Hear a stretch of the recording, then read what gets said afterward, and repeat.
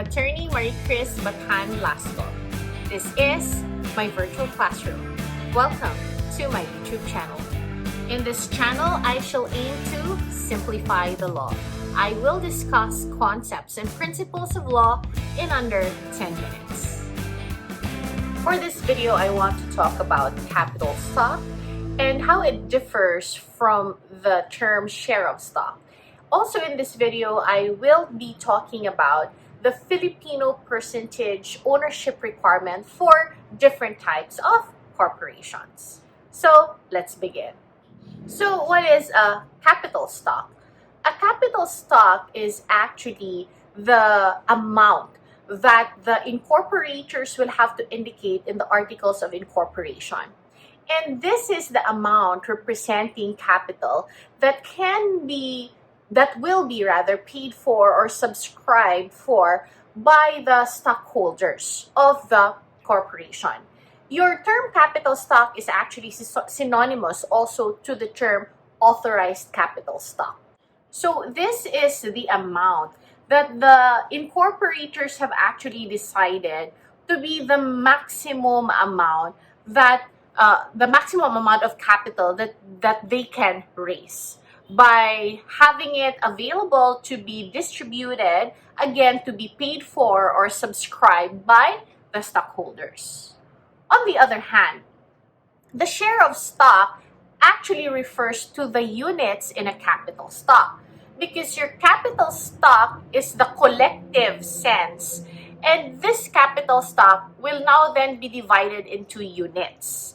And that is your share of stock. Because how then can you distribute the capital stock to shareholders?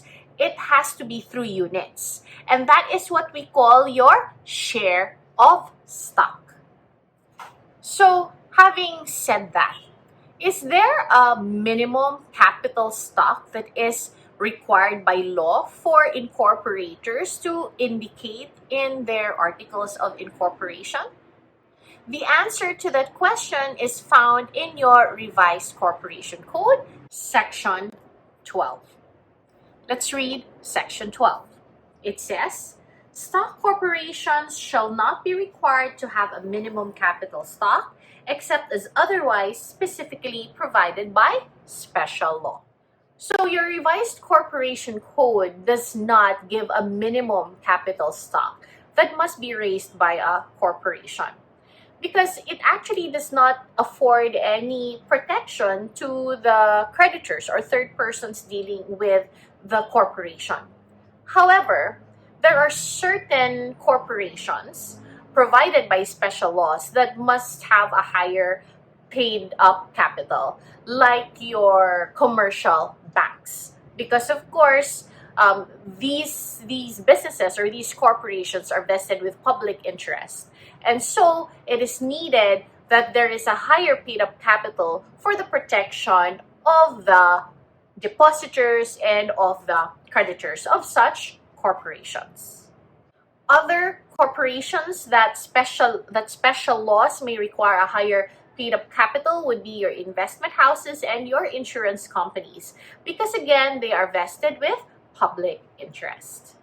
Now let's talk about Filipino percentage of ownership requirement. Is there a particular percentage ownership by Filipinos that would be required in certain corporations? The answer is yes. And you can find that in your constitution and in several other laws. Now, I'm going to show here a list of corporations and the required Filipino percentage ownership. So first, corporations for the exploration, development, and utilization of natural resources. Your constitution requires that it must be owned by at least 60% Filipino citizens. Public service corporations, there must also be at least 60% of the capital stock owned by Filipino citizens. That is also the same for educational corporations, which would also require at least 60% of the capital stock to be owned by Filipino citizens. How about corporations engaged in mass media? The Constitution requires that it must be 100% owned by Filipino citizens. How about advertising? Your Constitution requires that the capital stock must be owned by, or rather at least 70% rather of the capital stock must be owned by Filipino citizens. How about banking corporations?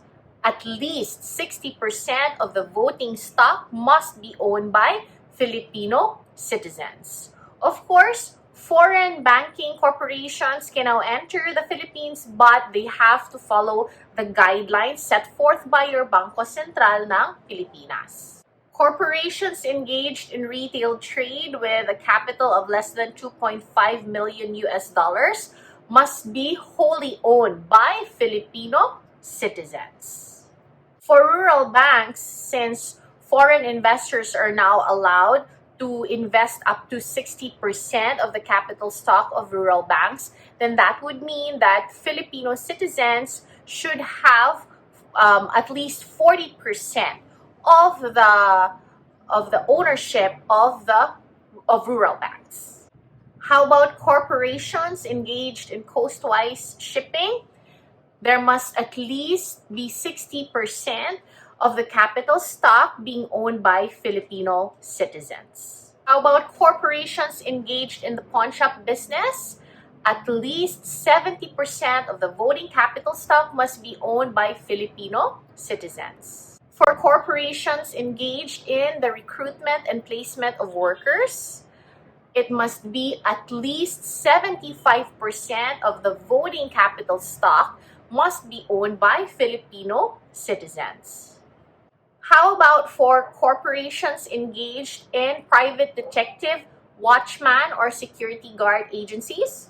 It must be wholly owned by Filipino citizens. So you must remember these types of corporations because there is a minimum required Filipino percentage ownership so that you are guided when you venture into a business in any of these types of businesses. When you want to form a corporation, you must make sure to comply with these minimum Filipino percentage ownership requirements.